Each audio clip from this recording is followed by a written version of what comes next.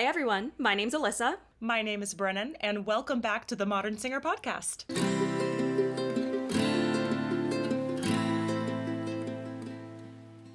Welcome back, Brennan. Oh, so happy to be back. I haven't seen you in so long. We only recorded for an hour and a half earlier today for our self-tapes. It's fine. Yep, here we are. But speaking of self-tapes, we're talking about how to get jobs and agents today. Oh, what a world. What a wonderful, wonderful world. What a world, what a world. Meanwhile, that's of course the mindset I was in, was not that. Yep, it's Elphaba versus Glinda all Here day, we every are. day. Yep. Today we're going to cover how you and I get jobs and applications, as well as how we got our agents. Ooh, yes, absolutely. So let's tackle jobs first. I know Ellen and I have talked a lot about like the sites where we find jobs. The paid ones are Yap Tracker, Actors Access, Casting Networks, and Backstage. I don't really use Backstage. And then the free one is playbill.com. Playbill has a lot of the cattle calls for EPAs, ECCs, all that fun stuff if you're not equity. But I want to talk to you about how you find the majority of your auditions right now. Oh, how I've been finding my auditions. So I am actively seeking jobs in both the opera industry and in the musical theater industry as well. I am predominantly finding jobs right now. Sadly, ye old Yap Tracker is still relevant. Oh.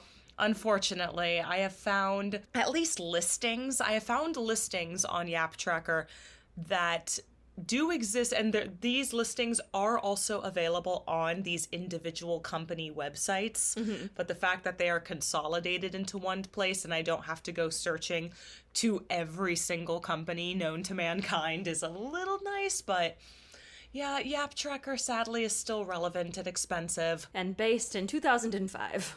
Yes, and it looks archaic. But I have only had to use Your Residence once or twice. I forgot about that one. I know, I feel bad. Because I know the Met competition lives off of that. Like, I guess that's a good point, too, is that some competitions and companies use one platform over another, so... And they sign an exclusivity. Exactly. Having multiple accounts might be beneficial depending on what you are submitting to.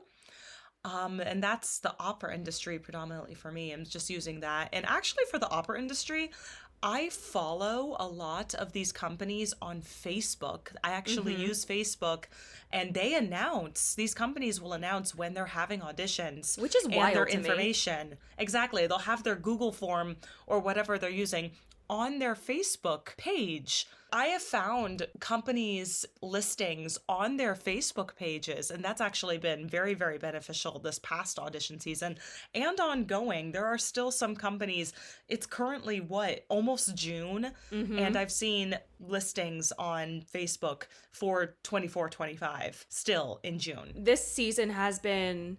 Like, usually we can predict an audition season. For most opera companies, it'll be like September to early December.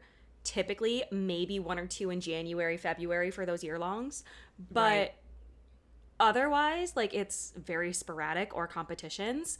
This year, I feel like I have been auditioning musical theater, TV, film, opera, at least once a month for each of them. And Agreed. I feel like we are finally at the point where nothing is consolidated time-wise anymore. Like, yes, there is like that February to April push where all of the musical theater companies are casting their summer seasons. Yes, summer into winter practically. But some of them, it's just, there's no predicting anything anymore, and you always have to be ready. Absolutely. Even this season, there's already a company, a year-long residency that has announced, we're having auditions in early September, and the application is due, I believe, July 1st for 25-26. Yeah, usually their application isn't due until I don't think their application is usually due until September. Exactly. Usually the applications I've seen maybe due as early as mid-August, but no, the fact that some opera companies are now trying to have their applications due even earlier. I don't know if they're just trying to get a certain pool of people or a discount on audition space. You know what? That's probably it. That's actually probably it. But yes, it's shocking that the opera audition season might be becoming earlier and earlier in the seasons now. For at least residencies, I'm starting to look at principal. I feel like residencies are starting to act a little bit earlier into early fall, late summer, and principal auditions, it just depends on the company. And that's more of an ongoing all year thing. Yeah, I feel like more of the principal auditions are done like years in advance. At least for like the bigger companies where you'll have your contract like 12 to 18 months ahead of time. And then the residencies are used to support that as like the covers and the supporting roles and stuff like that to fill the spaces, which is only done in opera. Musical theater, it's like, well, I don't know what we're doing in 3 months. Hope we figure that out. It's true. It's true.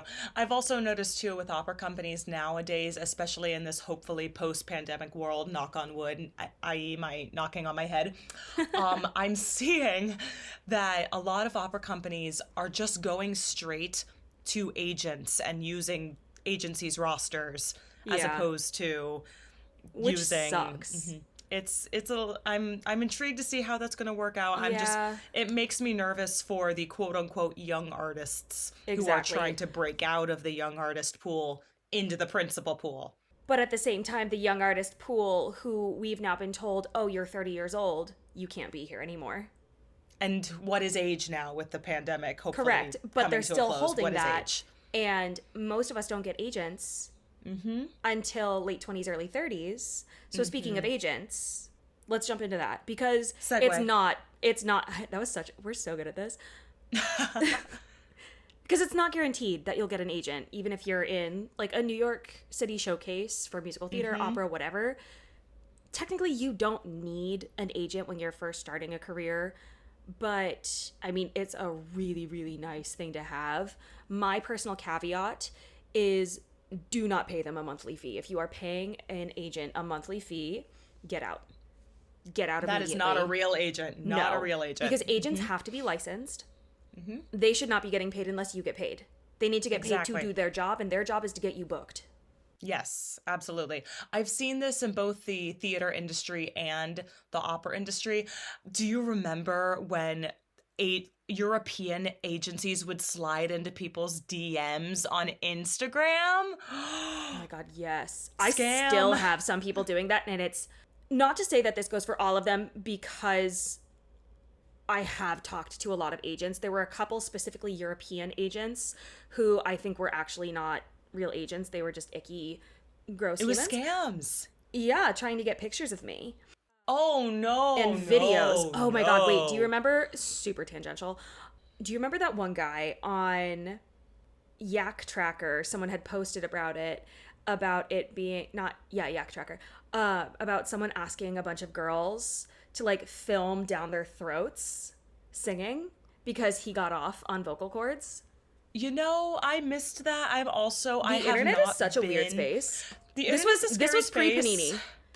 Pre-Panini, he was doing this. Oh my goodness. Before everyone had a ring light.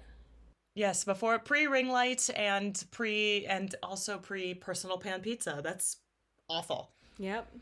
No way. Okay, but yeah, so not the way to get an agent is through. If agencies are sliding into your DMs, it's not happening. That is a scam. I will say if it is a legit agent and you have been fostering a relationship with them and they're just responding to stuff that you're doing, that's different than hey, send us your materials.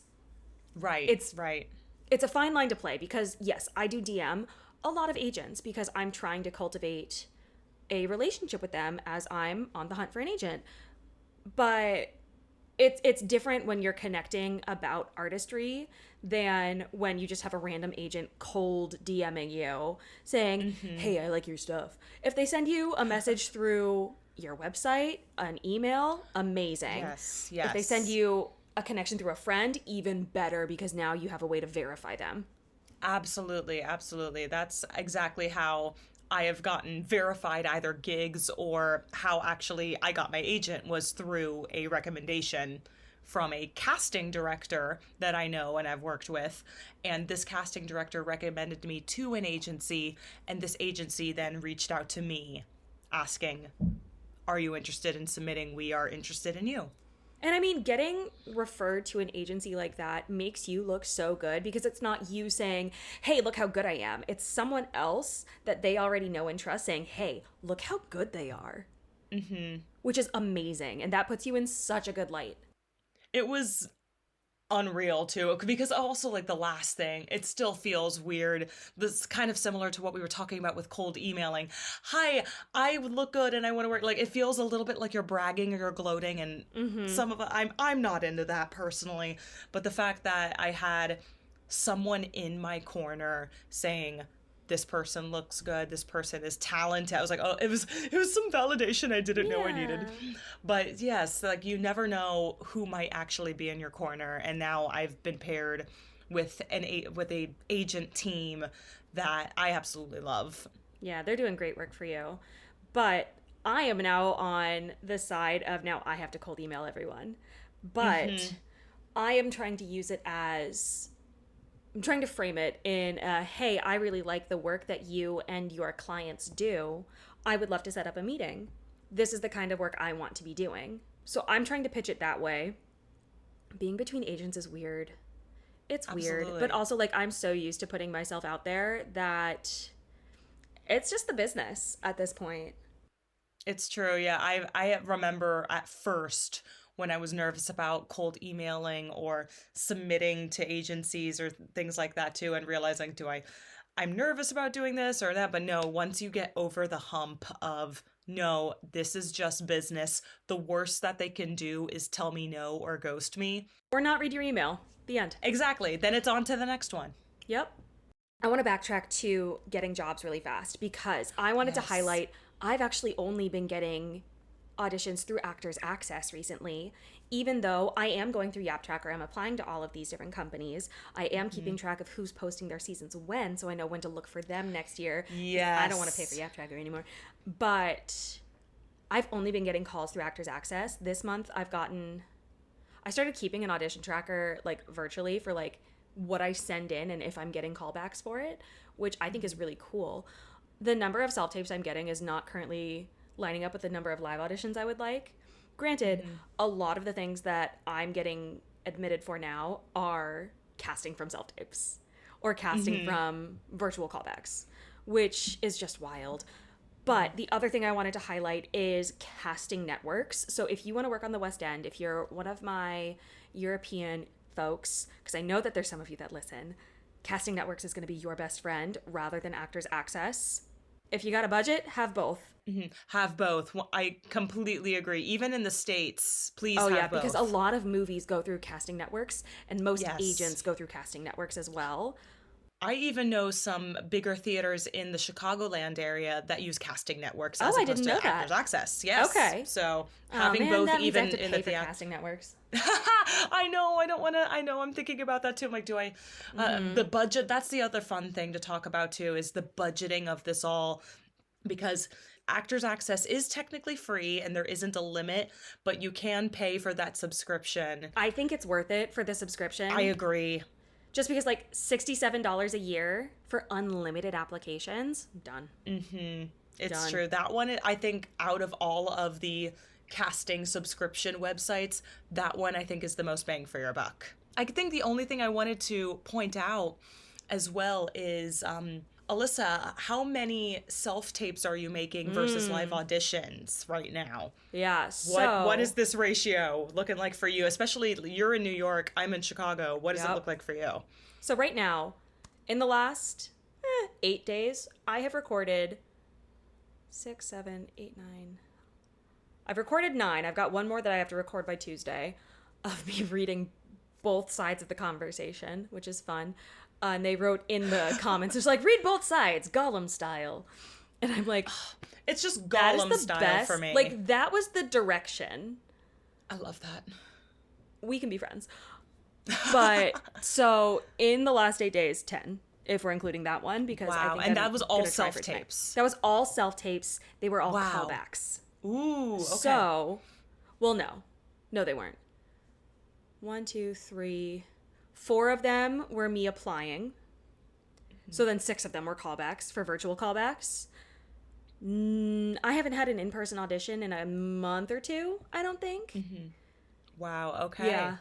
Yeah, so for me, a lot of the stuff that I'm putting in for right now is casting off of self-tapes, because I'm also getting called in for a lot of TV and film right now, and they don't typically do that many live auditions. Not exactly. I know, yes, not exactly. What about you? I would say very similar for the theater industry. It's still a lot of self-tapes.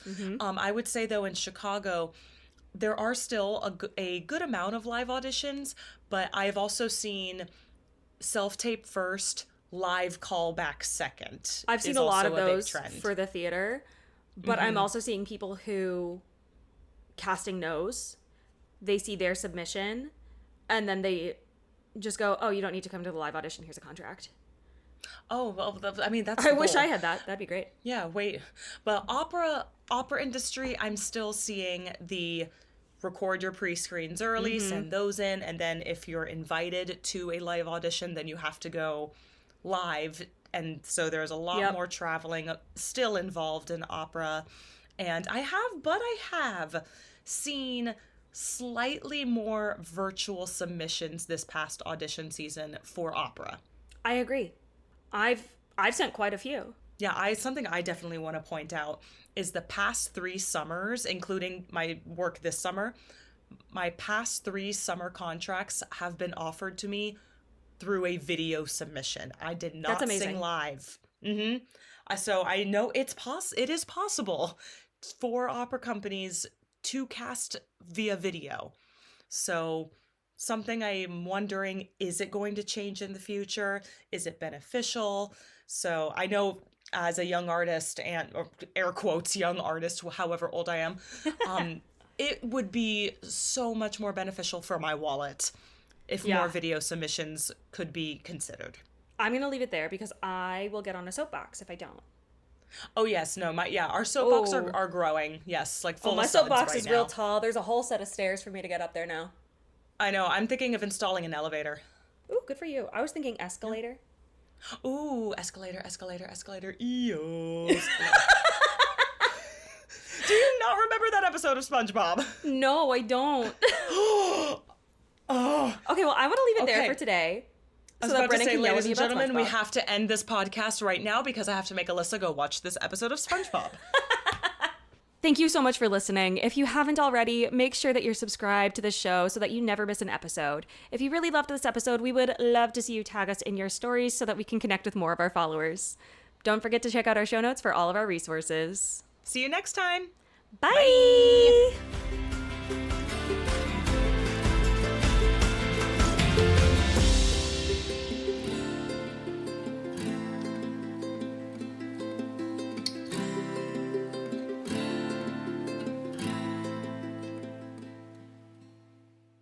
Yeah, no, that's not too bad at all, actually. This is what happens when we're now in different time zones. This is wild. I hate it. Me singing earlier, why God, why this Wi-Fi?